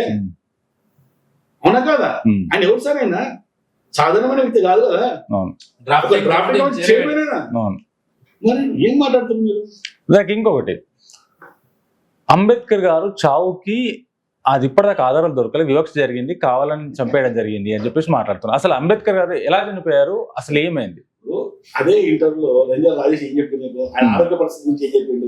ఆయన రోజుకు 2-3 షుగర్ ఇన్సులిన్స్ వేసుకోవాలా అన్నాడు. అవును. అంటే ఎంత తీవ్రమైన, రోజుకు 2-3 సార్లు ఇన్సులిన్స్ వేసుకోవాలా అంటే ఆ మనిషి యొక్క ఆరోగ్యం ఎంత దారుణంగా ఉంటుంది చెప్పండి. నువ్వే అంటున్నావు ఆయన ఆరోగ్యం బాగలేదు అని, నువ్వే అంటున్నావు ఆయనను చంపేరు అని చెప్పి. ఏం పిక్చర్ ఎందుకన్నా అంబేద్కర్ని చంపితే తెలియదా? అసలు ఇంతవరకు ఎప్పుడన్నా ఎవరన్నా ఎక్కడైనా చెప్పిర్రా అంబేద్కర్ మీద కుట్ర జరిగింది అని, అంబేద్కర్ చంపిరని? ఇంతవరకు ఎక్కడ విన్నారా? కుట్ర జరగడం వల్లనే ఆయన తొందరగా చనిపోయిండు. ఇంకా 30-40 సంవత్సరాలు బతికేది ఆయన. ఇంకా 30-40 సంవత్సరాలు కుట్ర జరిగింది. అప్పటికైనా ఏజ్ ఎంత? 60-50 సంవత్సరాలు అయిపోయినాయి ఆయనకు. ఇంకా 30-40 సంవత్సరాలు ఏంది అది?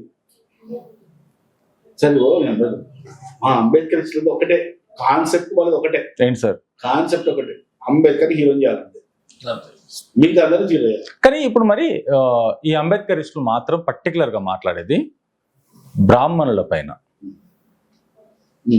బ్రాహ్మణులు వీళ్ళపైన వివక్ష, అంటే వీళ్ళపైన కొన్ని సందర్భాల్లో కూడా మన దాంట్లో కూడా మాట్లాడడం జరిగింది. మాంగళ్య తంతునామి మమజీవన హేతునామి అని చెప్పేసి మన బ్రాహ్మణులు పెళ్లిలో మాట్లాడతారు. దాని గురించి కూడా రకరకాలుగా మాట్లాడారు. బ్రాహ్మణులే దీనికి విభజనకు, బ్రాహ్మణులే దీనికి కారణం, బ్రాహ్మణుల వేద మంత్రాలు తప్పు, ఇలా జరిగింది. రకరకాలుగా బ్రాహ్మణులపైనే ఫస్ట్ వేట అనేది వాళ్ళ మీద జరుగుతుంది. ఎందుకు? అంటే మీరు కూడా ఎస్సీ ఎస్టీ, మీరు ఎస్సీ, మీకేమైనా అన్యాయం జరిగింది దీంట్లో? ఇప్పుడు ఒకటి ఏంటంటే ఆ రోజుల్లో దళితుల మీద వివక్ష జరగలేదు అంటే రాంగ్. జరిగింది, ఓకే, వివక్ష జరిగింది. చేసింది ఎవరు? ఏదో ఒక క్యాస్ట్. ఆ క్యాస్ట్ అందరూ చేశారా అంటే అది కూడా కాదు. ఆ క్యాస్ట్ లో కొంతమంది ఏదో వివక్ష చేశారు. ఎందుకంటే ఆ క్యాస్ట్ మొత్తం ఆ విధంగా వివక్ష చేశారు అంటే అంబేద్కర్ కి ఈరోజు మనం అంబేద్కర్ అని పిలుస్తున్న పేరు బ్రాహ్మణ పేరు. యాక్చువల్ అనే పేరు ఏంది? భీమ్రావ్ రామ్జీ. భీమ్రావ్ రామ్జీ ఆయన తండ్రి పెట్టిన పేరు. భీమ్రావ్ అనేది పెట్టిండు అంటే మహాభారతంలో ఉన్న భీముడి పేరు వచ్చేటట్టు, రామాయణంలో ఉన్న రాముడి పేరు వచ్చేటట్టు భీమ్రావ్ రామ్జీ అన్నాడు. ఎందుకంటే ఆయన పరమ భక్తుడు. ఆయన ప్రతిరోజు మంత్రాలు ఉచ్చారు అవన్నీ గ్రంథాలు చదివి రామాయణ మహాభారతాలు ఈయన రోజు చదివి వీళ్ళకి వినిపించేవాడు. ఈ అంబేద్కర్ రాసుకుంటే ఈయన పుస్తకాలు రాసుకుంటే అంబేద్కర్ రాసిన పుస్తకాలు ఉన్నాయి కదా, ఆయన పుస్తకంలోనే ఉన్నాయి ఇవన్నీ.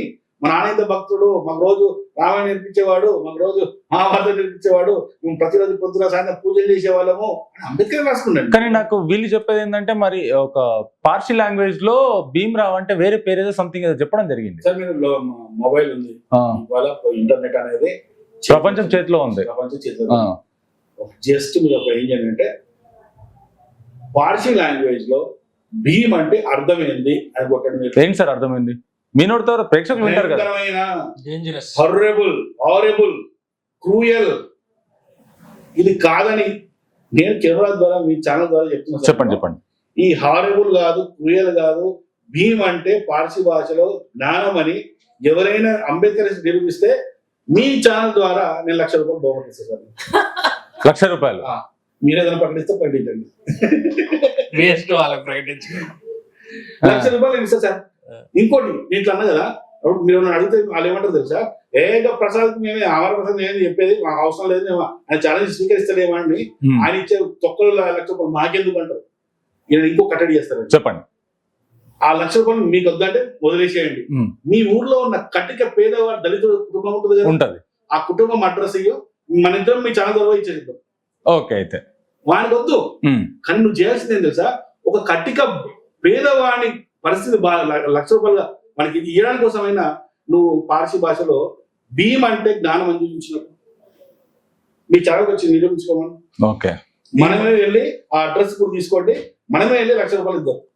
ఎవరైతే అంబేద్కరిస్టులు మీరు ఎవరైతే మాట్లాడుతున్నారో మీరందరికీ అమరప్రసాద్ గారు ఒక సవాల్ విసిరారు. దాన్ని బాగా గుర్తుంచుకొని మీరు ఎప్పుడు సవాల్ కొద్దామన్నా డిబేట్ కూర్చోబెట్టి నేను రెడీ, ఆయన కూడా రెడీ కూర్చోవడానికి. ఈ ₹1,00,000 కూడా ఈ సమాధాన్ని పార్సీ లాంగ్వేజ్ లో భీమ్ అంటే జ్ఞానము అని కాకుండా నేను చెప్పిన అర్థాలు ఏంటంటే భయంకరమైన, క్రూయల్, డేంజరస్. అంటే ఇప్పుడు జై భీమ్ అంటే ఏం తెలుసా, మా అంబేద్కర్ భయంకరుడు అని చెప్తే పిచ్చోళ్ళు సార్, వీళ్ళు అమాయకులు సార్. జై భీమ్ అంటే ఏంటి?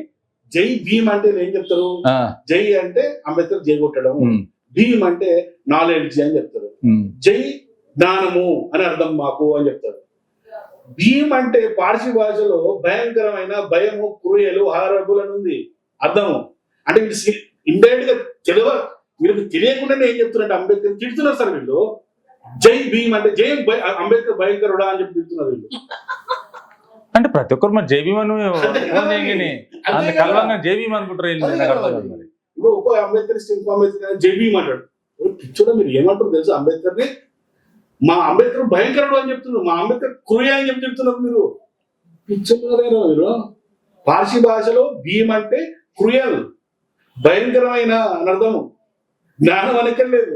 మరి వీళ్ళు బ్రాహ్మణుల వెనకాల పడడానికి కారణం ఏంది? హిందుత్వాన్ని నాశనం చేయాలంటే ఏం చేయాలి? అర్చక వ్యవస్థను నాశనం చేయాలి. అర్చక వ్యవస్థలో ఉన్నారు బ్రాహ్మణులు. ఈ అర్చక వ్యవస్థను ఎప్పుడైతే నాశనం చేస్తారో, ఈ అర్చక వ్యవస్థ ఎప్పుడైతే నాశనం చేస్తారో ఆటోమేటిక్ గా హిందుత్వం కొలాప్స్ అయిపోతుంది. అది వాళ్ళ టార్గెట్. ఇప్పుడు నీ పేరు పెట్టింది ఎవరు? బ్రాహ్మణుడు. నీకు అంబేద్కర్ పేరు ఇచ్చింది ఎవరు? ఒక బ్రాహ్మణుడు. ఈ బ్రాహ్మణుడు అంబేద్కర్ పేరు ఇచ్చిందని చెప్పింది ఎవరు? స్వయంగా అంబేద్కర్ తన పుస్తకంలో రాసుకుంటూ నాకు అంబేద్కర్ పేరు పెట్టింది ఒక బ్రాహ్మణుడు, ఉపాధ్యాయుడు అని. వీళ్ళేమంటారు తెలుసా, అంత ఫేక్ అండి. అంబేద్కర్ మునిమనవడు ఒక స్టేట్మెంట్ ఇచ్చిందండి, మునిమనవడు ఒక స్టేట్మెంట్ ఇచ్చిందండి, అదంతా ఫేకు. అసలు బ్రాహ్మణ టీచర్ లేదు. అంబేద్కర్ తన పుస్తకంలో రాసుకున్నాడు నాకు అంబేద్కర్ అని, నా పేరు భీమ్రావ్ రామ్జీ, నాకు అంబేద్కర్ పేరు పెట్టింది ఒక బ్రాహ్మణ టీచరు, నాకు చదువు చెప్పిన టీచర్ అని చెప్పి ఆయన రాసు. ఆయన నమ్ముతావా? ఎవడో కొనికిసుక గొట్టంగాడు వాడిని నమ్ముతావా? ఇదంతా ఒకటే. అంబేద్కర్ మీ దానిలో 0 అంతే. ఫైనల్ గా టార్గెట్ ఇది అంటారు అంతే. ఇప్పుడు అంబేద్కర్ దళిత సామాజిక వర్గం మీద, దళిత సామాజిక హక్కుల కోసము అంటే వాళ్ళ ఉద్యమాలు కొన్ని చేసిండు. అక్కడ కొన్ని పనులు చేసిండు. ఏ ఉద్యమాలు చేశాడు? ఏది మన నీళ్లు తాగలేదు, నీళ్లు కావచ్చు, లేకపోతే కొన్ని కార్యక్రమాలు చేసిండు. ఆయన హీరో, అందరూ డౌటే లేదు, ఆయన అక్కడ హీరోగా పనిచేసిండు. ఆ పని చేసినప్పుడు ఆయనకు వెన్నంటి ఉండి నడిపించింది ఎవరండి? ఆయన ఫ్రెండ్స్ ఎవరండి? బ్రాహ్మణులు. ఓకే, నీకు స్కూల్లో పేరు పెట్టింది బ్రాహ్మణులే, నీ స్కూల్ ఫీజు కట్టింది బ్రాహ్మణులే, నీకు నీ ఉద్యమాలకు వెన్నంటి ఉన్నది బ్రాహ్మణులే. నువ్వు లండన్ పోతా అంటే చదువు చెప్పడానికి సాయం చేసింది హిందువులే, అమెరికా పోయి చదువుకుంటా అంటే సాయం చేసింది హిందువులే, నీకు రాజ్యాంగ సభలో నీకు సీట్ ఇచ్చింది మన హిందువులే, నువ్వు ఓడిపోయినా కూడా పిలిచి నామినేట్ పోస్ట్ ఇప్పించి చేసింది. నువ్వు లాస్ట్ న్యాయశాఖ మంత్రికి పదవి కూడా ఇచ్చింది కూడా ఇదే హిందువులు. నేను ఏమంటున్నా అంటే నువ్వు మంచి మంచి మంచి జరిగింది, చెడు జరిగింది, కానీ నువ్వు చెడునే గుర్తుంచుకున్నావు, మంచి ఎందుకు మర్చిపోయినావు? ఒక లీడర్ ఏం చేయాలి సార్? నా మతంలో ఏదైనా తప్పు ఉంటే, మతంలో తప్పు లేదు, ఆ మతాన్ని ఆచరించే వ్యక్తుల్లో తప్పు ఉంది. నా గ్రంథం నేను వివక్షించమని చెప్పలేదు.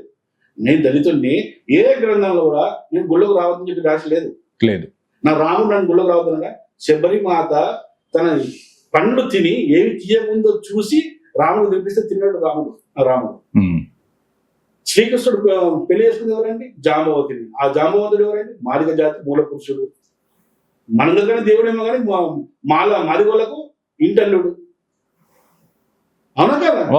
మరి నువ్వు ఎక్కడ లేదండి, ఎవరో ఒక మనుషులు చేసిన పొరపాటుకి నువ్వు మతాన్ని ఎందుకు అంటున్నావు? నువ్వు ఆ మతంలో తప్పు లేదు, మతాన్ని ఆచరిస్తున్న వ్యక్తుల్లో తప్పున్నప్పుడు ఆ ప్రక్షాళన నువ్వు అక్కడ తీసుకురావాలా. అంతే లేదు, నాకు హిందూ మతంలో వేరు జరిగింది, నేను ఈ మతంలో నేను పుడితే హిందూ పుట్టినా సావడం మాత్రం హిందూలో సావు. నువ్వు హిందూ మతంలో ఉన్నా మాకు వచ్చే ఒరిగేదేం లేదు, నువ్వు వెళ్ళిపోయినా మాకు జరిగిన నష్టం లేదు. కానీ ఎప్పటికి ఉండేది హిందూ మతం, సనాతనం ఎప్పటికి ఉంటుంది. నువ్వు అక్కడ మార్పు తీసుకొచ్చి సమాజాన్ని బాగు చేసి ఉంటే నువ్వు హీరో అవుతావు. భయపడి పారిపోతే ఏమవుతావు?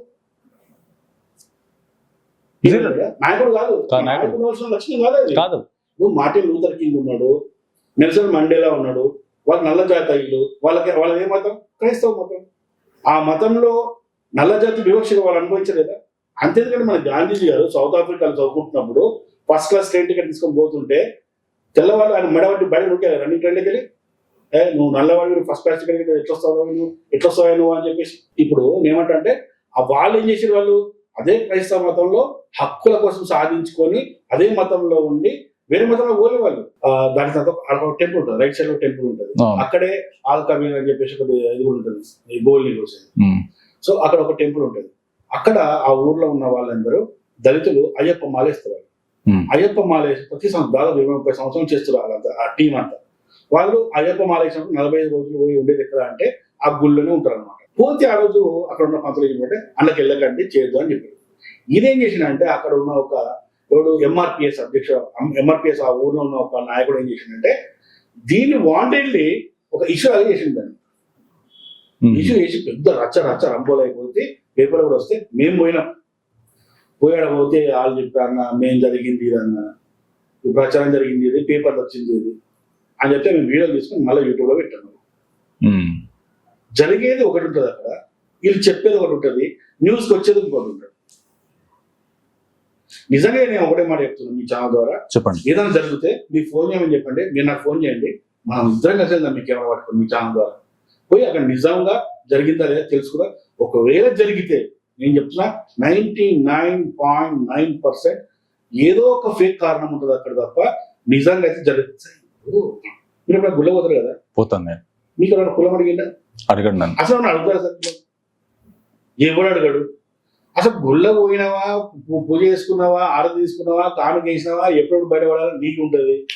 వాడు కూర్చున్నా కూడా పంతులు వెళ్ళండి అంటే పంతులు, అవునా కదా? నీ కులం ఎవరు అడుగుతున్నాడు? దేశంలో ఎన్నో టెంపుల్ పోయినా సరే, ఈయనంటే లోకల్ అంటే నన్ను గుర్తుపడతారు. నార్త్ లో పోయినా, నేను ఎక్కడో నార్త్ లో పోయినా, కింద సౌత్ లో కూడా పోయినా, ఏదైనా పోతే నాకు నీ కులం మీద అడగరు. ఇది అంతే. ఏంటంటే ఒక ఇట్లా బట్ట కాల్చి మీద వేయడం లాంటిది అన్నమాట, సింపుల్. కానీ ఇంకో మాట ఏమంటాడంటే నా దళిత కూతురికి, వినండి, నా దళిత కూతురికి వివక్ష జరిగింది అంటే దారుణంగా రేప్ చేసి చంపడం జరిగింది, నడి రోడ్డు పైన కూడా చంపడం జరిగింది అని చెప్పేసి మాట్లాడు. దళిత అమ్మాయి కాబట్టే ఇలా జరిగింది. సార్ నేను ఏమంటున్నా అంటే మొన్న రింగ్ రోడ్డు మీద ఒక రెడ్డి అమ్మాయిని రేప్ చేశారు, అర్థమైందా? ఇంకో దగ్గర దాని తర్వాత ఒక లక్ష్మణ్ అని చెప్పి ఒక బీసీ అమ్మాయిని రేప్ చేశారు. సార్ రేపుల్లో కులం ఏంటి సార్? రేపుల్లో కులం ఏంది? అసలు అమ్మాయిని రేపు చేయడమే తప్పు, అసలు అమ్మాయితో తప్పుగా బిహేవ్ చేయడమే తప్పు. అందులో రెడ్డి కులం ఏంది, బీసీ కులం ఏంది, దళిత కులం ఏంది, దళిత అమ్మాయి ఏంది? ముందు ఆ మాట అన్న ముందు చెప్పు తీసుకుంటారా ఫస్ట్. నీ దళిత బిడ్డ ఏందిరా? ఆ రెడ్డి బిడ్డ నీ బిడ్డ కాదా? ఆ బీసీ బిడ్డ నీ బిడ్డ కాదా? అందరు బిడ్డలే కదా మనకి, అందరూ మన కూతుర్లు, మన మైండ్లో లేరా, మన చెల్లెలు లేరా, అక్కలు లేరా, మన బిడ్డలు లేరా, వాళ్ళు అనేది రేపుల కులం కూడా ఏంటి సార్ నాకు అర్థం కాదు. ఎవరు చేసినా తప్పే అది. అంటే ఇప్పుడు రేపు ముస్లిం చేస్తే కరెక్ట్, దళితులు రేపు చేస్తే కరెక్ట్, లేకపోతే ఇంకా రెడ్డి రేపు చేస్తే తప్పు అవుతుందా? అట్లా కాదు కదా, ఎవరు రేపు చేసినా తప్పే. అన్న కులం చేయడం ఏంది? సో ముందు ఈ మెంటల్కి బయటకు రమ్మని పిచ్చిన కొడుకు బుర్రల గారికి ఇంత కూడా. సరే, అంబేద్కర్ గారు ఇంకేం తప్పులు చేశారు అసలు దేశానికి, దాని వల్ల పెద్ద పడ్డ ఎఫెక్ట్ ఏంటి? కొన్ని విన్నాను, కానీ మీరు ద్వారా విన్నామని చెప్పాను కదండి. ఫస్ట్ పాయింట్ ఏంటంటే ఆయన ఒక దళితులకు ఒక సపరేట్ దేశం కావాలని కోరుకుంటున్న ఆలోచన ఉండే ఆయనకి. అలాగే అందరికీ ఓటు హక్కు అనేది అది చాలా రాంగ్ కాన్సెప్ట్ అండి. అసలు యాక్చువల్ ఆయన కోరుకునేది ఏంటంటే దళితుల కోసమే. ఆయన రౌండ్ టేబుల్ సమావేశాలకు పోయింది కూడా దళిత నాయకుడుగా పోయింది తప్ప దేశ నాయకుడుగా పోలేదు. దేశం నుంచి రిప్రజెంట్ చేయలేదండి. దేశం నుంచి రిప్రజెంట్ చేసింది ఎవరంటే గాంధీజీ గారు చేశారు. దేశం నుంచి రిప్రజెంట్. ఆ రోజు కూడా సాటి దళితులే ఆ రోజు అంబేద్కర్ నమ్మలేదు, అస్సలు నమ్మలేదండి దళితులు ఎప్పుడు కూడా, అస్సలు అంటే అసలు నమ్మలేదు. ఇంకోటి మన ఇంటర్లో కూడా వాడు ఏం చెప్పిండంటే, నేను విన్నా అది, బెంగాల్ నుంచి పోటీ చేసినప్పుడు దళితులు గెలిపించరు అని చెప్తున్నారు. మీకు విషయం క్లియర్ చెప్తాను. చెప్పండి. అది ఎంపీ ఎలక్షన్లు, ఎమ్మెల్యే ఎలక్షన్ జరిగిన ఎలక్షన్ కాదు, జస్ట్ అది కూడా ఒక నామినేటెడ్ ఎలక్షన్ లాగా. అంటే అక్కడ ఉన్న ఎమ్మెల్సీలు మాత్రమే వేసే ఓటు అనమాట. ఆ ఓట్ల ద్వారా గెలిచి ఆయన రాజ్యాంగ పరిషత్లకు పోవాలి. ఆ ఎలక్షన్ జరిగినప్పుడు ఈయనకు అంబేద్కర్కు 7 ఓట్స్ పడతాయి. 7 ఎమ్మెల్సీస్ ఓటేస్తారు. అందులో అంబేద్కర్ స్థాపించిన పార్టీ అయితే ఉందో, షెడ్యూల్ క్యాస్ట్ ఫెడరేషన్ అనేది అయితే ఉందో, ఇది మన మండేలా సార్, ఆయన పేరు నాకు గుర్తొస్తలేదు. ఆయన ఒకడున్నాడు, ఆయన దళితుడు. ఓకే, తర్వాత ఇద్దరు ఇండిపెండెంట్ ఉంటారు. అంటే 3 అయిపోయారు. ఇంకెన్ని ఓట్లు ఉన్నాయాడ? 4 ఓట్లు ఉన్నాయి. ఈ 4 ఓట్లు ఎవరికి తెలుసా? చెప్పండి. కాంగ్రెస్. ఈ 4 ఎమ్మెల్సీ ఓట్లు కాంగ్రెస్ అండి. ఓకే. ఆ రోజు గాంధీజీ, సర్దార్ వల్లభాయ్ పటేల్ కలిసి ఈ కాంగ్రెస్ ఓట్లకి ఏపించి రాజ్యాంగ పరిస్థితి తీసుకుపోయింది వాళ్ళే. వీళ్ళేమంటారు అంటే బాంబేలో ఓడించారని చెప్తారు. అక్కడ ఓడిస్తే ఈడేది గెలిపించదు. అది కాంగ్రెస్ వాడు వేరే పార్టీ కాంగ్రెస్ ఓటేస్తుందా? లేదు. మరి ఎందుకు వేసింది? ఇక్కడ కావాలని చెప్పేసి తీసుకెళ్ళాలి. హైకమాండ్ ఏమంటే కదా వేస్తారు వాళ్ళు, అంతేగా. అంటే ఇవి చెప్పరు, మళ్ళీ ఇలాంటి విషయాలు చెప్పరు. మనం కేవలం దళితుల ఓటుతో వెళ్ళిపోయాడు. ఎట్లా పోయింటారు, ఎన్ని ఓట్లు పడ్డాయి, ఇలాంటి విషయాలు మాత్రం వాళ్ళు ఎప్పుడు చెప్పరు. ఇలా చెప్పినాం అనుకో, కాంగ్రెస్ గెలిపించి తీసుకొని పోయింది, 4 ఓట్లు వేసి కాంగ్రెస్ గెలిపించి తీసుకుందంటే ఇక్కడ గాంధీజీకి పెద్ద పేరు వస్తుంది, అంబేద్కర్ పేరు చిన్నపోతుంది. కాబట్టి అలా పేర్లు చెప్పరు. ఇలా ఫైనల్గా ఏంది, అంబేద్కర్ టాప్. ఇప్పుడు నేను ఒకటే అడుగుతున్నా ఏంటంటే, అంబేద్కర్ ప్రపంచ మేధావి అంటారు. ఇప్పుడు అంబేద్కర్ ప్రపంచ మేధావి అని ఎవరు గుర్తించారు? ప్రపంచ మేధావి అంటే అర్థమైంది, ప్రపంచ ప్రజల కోసం ఉపయోగపడే ఏదో ఒక పని చేసి ఉండాలి, జీనియస్ గా ఏదో ఒకటి చేసి ఉండాలి. ఆర్థిక శాస్త్రంలోనో, ఈయన చదువుకున్న ఆర్థిక శాస్త్రంలోనో, లేకుంటే ఈయన చదువుకున్న న్యాయ శాస్త్రంలోనో ప్రపంచ ప్రజలకు ఉపయోగపడేది ఏదో ఒకటి చేసి ఉండాలి కదా. చేయాలి కదా. ఏం చేసి ఉంటారు ఆయన? భారతదేశ పౌరులకే ఏం చేయలేదు ఆయన, ప్రపంచ ప్రజలకు ఏం చేసి ఉంటారు ఆయన? ప్రపంచ మీద ఎట్లా ఏం చేయకపోవడం సార్? మరి ఏం చేసి సార్ చెప్పండి. గంట సేపు వచ్చి ఇంటర్వ్యూ అవుతుంది మీకు, ఈ 10 సార్లు అడిగి నేను అంబేద్కర్ దేశ ప్రజలకు ఏం చేసిండు అని అడిగి. అంటే రాజ్యాంగం, ఆయన స్టడీస్ మొత్తం మీరు చదివేంత మాకు లేదు కాబట్టి ఆయన రాయలేదు, ఇంత స్పష్టంగా ఆధారాలతో చెప్తున్నా కదా. ఇంకేం చేసిండు ఆయన? హిందూ దేశం కోసం ఏం చేసింది లేదు. హిందూ ధర్మంలో పుట్టి ఆ హిందూ ధర్మాన్ని చేసింది ఏం లేదు. కేవలం దళితుల కోసం ఏమన్నా చిన్న చిన్న ఉద్యమాలు చేసిండు అంతే. ఇంకేం చేసిండు? ప్రపంచం మీద ఎట్లయిండు? మరి వీళ్ళు ప్రపంచం మీద కులమానం ఏంటి? ప్రపంచానికి ఉపయోగపడేది, రాబోయే జనరేషన్ కి ఉపయోగపడేది ప్రతిదీ చేసి చరిత్రలో నిలిపోయేది ఉంటే ఏం చేయలేదంటే ప్రపంచానికి ఏం చేసిండు సార్? ప్రపంచానికి ఏం చేసిండో నెక్స్ట్ టైం ఎవరైనా వచ్చినప్పుడు ప్రపంచం మీద ఏమన్నావు కదా, ఈ ప్రపంచం మీద ప్రపంచ జనం ప్రజల కోసం చేసిన ఒక మంచి పని ఏంటో అడగండి. అంటే మా రాజ్యాంగం రాశారు మా అంబేద్కర్ అంటారు, అది ఇండియాకి పనికి వస్తుంది, ప్రపంచానికి పనికి వస్తుంది.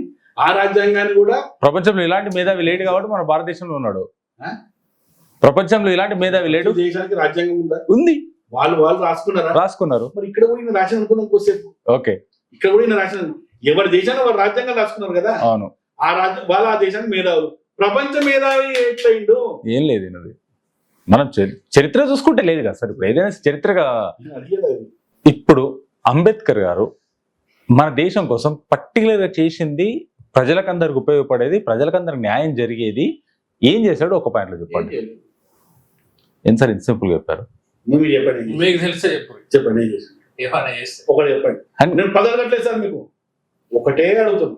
ఆయన బుక్కులు ఎంత లేదన్నా ఒక 20 బుక్కులు చేసిన ఒక మంచి పని ఏంది చెప్పండి. అంటే నేను ఎన్ని చేసినా కానీ నాకు ఎక్కడేం కనిపించట్లేదు.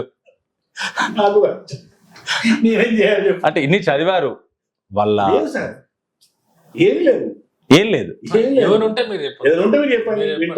లేదా అంబేద్కర్ ఫోన్ చేసి అమరప్రసాద్ ఇట్లా అంటున్నాడు, మన అంబేద్కర్ ప్రపంచం భారతదేశ ప్రజల కోసం, ప్రపంచం పక్కడే తెలుసుకోసేపు కానీ అది జీరో అది దేశ ప్రజల కోసం. దేశ ప్రజలు అంటే అందరు ఉన్నారు సార్. ఇలా హిందువులు ఉన్నారు, ముస్లింస్ ఉన్నారు, సిక్కులు ఉన్నారు, బౌద్ధులు ఉన్నారు, జైన్లు ఉన్నారు, దళితులు ఉన్నారు, బీసీలు ఉన్నారు, ఓసీలు ఉన్నారు, రెడ్డిలు ఉన్నారు. అందరు కలిపితేనే దేశ ప్రజలు. ఈ దేశ ప్రజలకు అంబేద్కర్ చేసిన ఒక మంచి పని ఏందో ఒకసారి ఫోన్ చేసి అడగండి. ఫోన్ చేస్తాను, ఎట్లా ఫోన్ చేస్తాను. ఈ ప్రశ్న అడగండి. ఇంకొకటి జనాలు ఇంకోటి చేస్తాను సార్, ఇప్పుడే చేస్తాను. రిజర్వేషన్ అంబేద్కర్ గారు స్పెషల్ కేటగిరీ ఇవ్వడం వల్లనే వీటన్నిటికీ మాకు వెసులుబాటు కలిగింది. ఈ రోజు 1885 సంవత్సరం ఇంకా అంబేద్కర్ అప్పటికి పుట్టలేదు, ఈ భూమి మీద పుట్టలేదు. అప్పుడే సాహు మహారాజు, శివాజీ మహారాజు యొక్క వారసుడు సాహు మహారాజు ఈ దేశంలో రిజర్వేషన్ సిస్టాన్ని తీసుకొచ్చింది ఆయన్నే. ఎస్సీ ఎస్టీ బీసీలకు రిజర్వేషన్ స్టార్ట్ చేసింది ఆయన్నే. ఆయన స్టార్ట్ చేసిన కదా బ్రిటిష్ ప్రభుత్వం దేశం మొత్తం దీన్ని అమలుపరిచింది. నెక్స్ట్ కానీ బీసీలకు కానీ తక్కువ బీసీ రిజర్వేషన్ ఇచ్చింది సాహు మహారాజు. అంబేద్కర్ పుట్టకముందే రిజర్వేషన్ స్టార్ట్ అయింది. అందుకే 1937 సంవత్సరంలో ఎలక్షన్ జరిగినప్పుడు అంబేద్కర్ నిలబడ్డ నియోజకవర్గం ఏంటిది? ఎస్సీ నియోజకవర్గం. అంటే అప్పటికే రిజర్వేషన్ స్టార్ట్ అయింది కదా. అప్పుడు స్వతంత్రం రాలేదు. ఈయన రాజ్యాంగం రాసిన అంటారు కదా, ఈయన ఇంకా అప్పుడు రాజ్యాంగం రాయలేదు. దళితులు ఓట్లు వేసేది ఎట్లా? అంటే ఇప్పుడు గవర్నమెంట్ జాబులు కానీ వీటన్నిటికి రిజర్వేషన్ కొన్ని కేటగిరీని వీటికి అటాచ్ చేయడం కానీ కొన్ని వెసులుబాటు ఇవ్వడం కానీ ఆయన్నే ఇచ్చాడని చెప్పేసి మాట్లాడుతున్నారు కదా. రిజర్వేషన్ తీసుకొచ్చింది ఈయన పుట్టక ముందు నుంచే ఉంది అని చెప్తున్నాం కదా. ఈయన తీసుకొచ్చింది ఏమున్నది అందులో? ఏం లేదంటారు. అంటే ఇప్పుడు ఇంకొకరు అడిగారు నన్ను, అంటరానితనం తీసేసిన అంబేద్కర్ గారు అని చెప్పేసి మాట్లాడుతున్నారు కదా. మరి అన్టచబిలిటీ తీసేసింది. అన్టచబిలిటీ అనేది ఎక్కడ ఉంది? కొన్ని ఊర్లలో అన్టచబిలిటీ అన్నారు సార్ మీరు. అన్టచబిలిటీ నేను ఇంతకుముందు ఒక మాటలు మాట్లాడాను. అన్టచబిలిటీ అన్నారు కదా, ఈ అన్టచబిలిటీ ఎక్కడ ఉంది? పల్లెటూర్లలో చాలా మట్టుకు అంటరానితనం అనేది ఎవరి మధ్యలో ఉంది అన్టచబిలిటీ అని. ఇప్పుడు బ్రాహ్మణులు రెడ్డిస్ అయినా సరే, ఈ ఎస్సీ ఎస్టీ వాళ్ళు పోయినా సరే, మీరు స్టార్టింగ్ ఇంటర్వ్యూ ఒక మాట అన్నది ఏమన్నా వివక్ష జరగలేదు అంటే వాడు పిచ్చోడు అని చెప్పిన. వివక్ష జరిగిందన్న జరిగిందన్నారు మీరు. జరిగింది కదా, జరిగింది కదా అప్పుడు. దాన్ని నేను కూడా అంగీకరించిన కదా. అందుకే అంబేద్కర్ 3 కోణాలు చూడాలన్నా. ఏ కోణాలు అంటే, ఒకటి దేశం అనే కోణం చూడాలా, ఒకటి హిందూ మతంలో పుట్టింది కాబట్టి హిందూ మతం అనే కోణం చూడాలా, రెండోది కులం అనే కోణం చూడాలి. ఈ కులం అనే కోణంలోకి వచ్చినప్పుడు నేను ఏం చెప్పినా మీకు ఇంతకుముందు ఏం చెప్పాను మీకు? నేను అక్కడ క్లియర్ గా ఆయన కులం కోసం పోరాడిందని చెప్పినా చెప్పారు. ఇప్పుడు అన్టచబిలిటీ పోవాలంటే ఏం చేయాలా? కులాలు తీసేయాలి. అవునా కదా? కుల నిర్మూలన జరుగుతుంది కదా అన్టచబిలిటీ పోయేది. మరి భారత రాజ్యాంగంలో కులాల ప్రస్తావన ఉందా లేదా? ఉంది. మరి ఇంకెక్కడ తీసేసింది సార్ అన్టచబిలిటీ? ఇంకెక్కడ తీసింది సార్? నువ్వు పుట్టగానే నువ్వు ఎస్సీ అని చెప్తున్నావు, నువ్వు పుట్టగానే నువ్వు బీసీ అంటున్నావు, నువ్వు పుట్టగానే నువ్వు రెడ్డి అంటున్నావు, నువ్వు పుట్టగానే నువ్వు కాపు అని చెప్తే రాజ్యాంగమే చెప్తుంది. ఇప్పుడు నేను ఈ ఆఫీస్లోకి వచ్చిన నా కులం మీద మీరు అడిగిరా? అడగలే. అదే ఒక గవర్నమెంట్ ఆఫీస్లో మీరు వెళ్ళండి, వాడు అడిగే ఫస్ట్ క్వశ్చన్ ఏంది? నీ కులం ఏందని అడుగుతుంది. అంటే రాజ్యాంగం అడుగుతుందా, సమాజం అడుగుతుందా? నీ కులము రాజ్యాంగం అడుగుతుంది. రాజ్యాంగం గవర్నమెంట్ అడుగుతుంది. ఆ గవర్నమెంట్ కులాన్ని ప్రస్తావన పెట్టింది ఎవరు? ఒక రాజ్యాంగంలో అంబేద్కర్ రాసి ఉంటే ఆ కుల ప్రస్తావన రాజ్యాంగం ఉందా లేదా? ఎస్సీ అయితే 50% రిజర్వేషన్, బీసీ అయితే ఇది వాడేది ఏంది? నువ్వు నిజంగా నీకు ఆ రోజు రాజ్యాంగం రాసే అవకాశం నీకు ఉండింటే నిజంగా దాన్ని నువ్వు కరెక్ట్ ఉపయోగించుకోలేదని అంట. ఎందుకంటే నువ్వు ఆ రోజు చేయాల్సింది ఏముండే అంటే, ఈ రోజు నుంచి ఈ దేశంలో కులం ఎవరు మాట్లాడొద్దు, కులాన్ని బ్యాన్ చేస్తున్నాం మేము. ఈ రోజు నువ్వు హిందూ, నువ్వు ముస్లిం, నువ్వు సిక్, నువ్వు బుద్ధిస్ట్, నీ మతం మాత్రమే చెప్పాలి. మనకి మతం మాత్రమే చెప్పాలి. కులాల ప్రస్తావన ఉండద్దు, కుల రిజర్వేషన్లు ఉండద్దు, కుల సర్టిఫికేట్లు రావద్దు, అసలు కులమని మాటలు రావద్దు అని రాజ్యాంగ రోజు ఎందుకు రాయలేదు? కరెక్ట్. ఈ రోజు నేను ఇంకో ప్రశ్న అడుగుతా. పొద్దున్న లేవగానే మా వాళ్ళు మా అంబేద్కర్ ముఖ్యంగా వినండి, మీకైనా మీరు పొద్దున్న లేవగానే ఒక మాట అంటారు ఏంటంటే, మాకు కులరహిత సమాజం కావాలి, కులరహిత సమాజం కావాలి అంటారు మీరు. ఓకే, మళ్ళీ ఏమంటారు తెలుసా? కుల గణన జరగాలని డిమాండ్ చేసేది కూడా వీళ్ళే. మళ్ళీ ఏంటి సార్? కుల గణన ఇలా అడుగుతూ డిమాండ్ అదే కదా. దేశం మొత్తం కుల గణన జరగాలి, కుల గణన కంపల్సరీ జరగాలి అని చెప్పి అడుగుతుంది. అది అడుగుతుంది ఎవరు సార్? మా అంబేద్కరిస్టులు అడుగుతున్నారు, మా దళితులు అడుగుతున్నారు. మళ్ళీ వీళ్ళు ఏమంటారు? కులరహిత సమాజం కావాలి అంటారు. ఏం సార్ ఇది? మళ్ళీ ఏదైనా నేను రెడ్డి కులం అని ఒక రెడ్డి ఎవరైనా రెడ్డి కులం, ఒక ఎవరైనా బ్రాహ్మణ కులం అంటే కులం గురించి మాట్లాడొద్దు అంటాడు మావాడు అంబేద్కర్. నువ్వే చెప్పేది పిచ్చోడా? అంబేద్కర్ రాసినట్టున్నావు రాజ్యాంగం, అదే రాజ్యాంగం అంబేద్కర్ రాసిండు. నువ్వు రెడ్డి కులపొడివి, నువ్వు బాపనోడివి, నువ్వు నువ్వు ఎస్టీవి అని చెప్పి రాజ్యాంగంలో ఉంది కదా. వాటి ఆధారంగా రిజర్వేషన్ నడుస్తుంది. మరి ఇవాళ పిల్లానికి ఫస్ట్ క్లాస్ సెకండ్ క్లాస్ పిల్లానికి కూడా స్కూల్లో క్యాస్ట్ సర్టిఫికేట్ తీసుకురమ్మని మాట్లాడుతున్నారు. నా పిల్లలకి అడిగారు కదా, అడుగుతారు. రాజ్యాంగమే చెప్తుంది నీ కులము అని. ఇక అంటచబుట్టి ఏడుంది? అంటచబుట్టి పోవాలంటే ముందు కులం తీసేయాలి కదా. కులం తీసేసినందుకు అంటచబుట్టి ఉంటుంది. నువ్వు రిజర్వేషన్ ఎట్లా ఇచ్చేది ఉండే అంటే, అసలు ఈ దేశంలో పంచ కులాలు లేవు. ఒక బెంచ్ మార్క్ పెట్టేది ఉండే, ఒక 4 లక్షలు, 5 లక్షలు, 2 లక్షలు ఒక బెంచ్ మార్క్ పెట్టి, ఈ బెంచ్ మార్క్ కంటే కింద ఉన్నవాడు పేదవాడు, వాడు ఏ కులమైనా పడదు, వాడికి రిజర్వేషన్ కాదు. అవునా కదా? రిజర్వేషన్ దేని ఆధారంగా ఇస్తారండి? కులం ఆధారంగా ఇస్తారా, మతం ఆధారంగా ఇస్తారా, లేకుంటే ఆర్థిక ఆధారంగా ఇస్తారా? ఇప్పుడు జరుగుతుంది మాత్రం కులాధారంగా. ఫైనాన్షియల్ ఫ్రీడమ్ కావాలంటే ఎప్పుడు కావాలా? నీకు ఫైనాన్షియల్ గా రిజర్వేషన్ ఇచ్చినప్పుడు వస్తారు కదా. ఇప్పుడు జరుగుతుంది అంతా మత రిజర్వేషన్లు, కుల రిజర్వేషన్లు, ఇవే నడుస్తుంది. ఇవి చేయమని చెప్పింది రాజ్యాంగం. మీ అంబేద్కర్ రాసిన రాజ్యాంగంలో ఉందయ్యా. నువ్వేమో వేరేదో వచ్చి సోది మాట్లాడుతూ నువ్వు ముందు కులం తీశారంటే మస్ట్ ఏం చేయాలి సార్? మీ అంబేద్కర్స్ అందరూ, దేశంలో ఉన్న అంబేద్కర్స్ అందరూ పోయి ఒక ధర్నా చేసో, లేకపోతే దేశవ్యాప్త ఒక ఉద్యమం చేసో, రాజ్యాంగంలోకి కులాలు తీసామని అడగండి, ప్రాణం పోయిన అడగరు. ఎందుకంటే వాళ్ళకి అడ్వాంటేజ్ ఎక్కువ ఉంది. ఏదండి మీరే అది కావాలా, అబ్బ కావాలా, పువ్వ కావాలా, రెండు మీరే కావాలంటారు. నిజంగా సార్, మీరు చెప్పిన దాన్ని బట్టి చూస్తుంటే కొన్ని వాస్తవాలు ఇంత ఇప్పటిదాకా జనాల ముందుకు ఎందుకు రాలేదు? అలాగే మాట్లాడడం లేడేమో, లేదా మాట్లాడినా జనాలకు పోలేదేమో. అంటే యాక్చువల్గా చెప్పాలంటే మాట్లాడిండొచ్చు, ఖచ్చితంగా ఉంటారు, ఎవరో మాట్లాడచ్చు. కాబట్టి సోషల్ మీడియా అందరికి అందుబాటులో ఉంది, అప్పుడు సోషల్ మీడియా లేకుండా. ఇది అడ్వాంటేజ్ అంతే. ఈరోజు ప్రతి ఒక్కరికి మొబైల్ ఉంది, ప్రతి ఒక్కరు పొద్దున ఏదో ఒక చూస్తూనే ఉంటాడు. కాబట్టి ఈరోజు మన వాయిస్ వెళ్తుంది.